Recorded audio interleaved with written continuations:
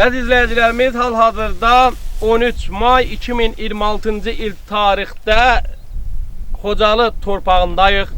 Belə deyək də, Ermənisiz Qarabağ torpağındayıq və Ballıca kəndindəyik.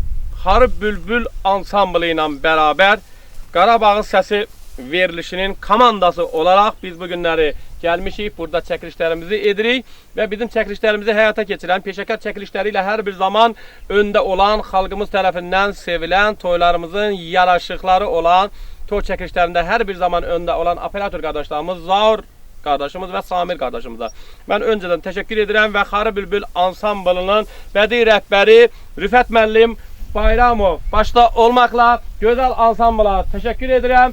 Çox sağ olun, var olun deyirik və çəkilişlərimizi yekunlaşdırdıq. Artıq dönürük elimizə, obamıza, inşallah verilişimizə start verməyə.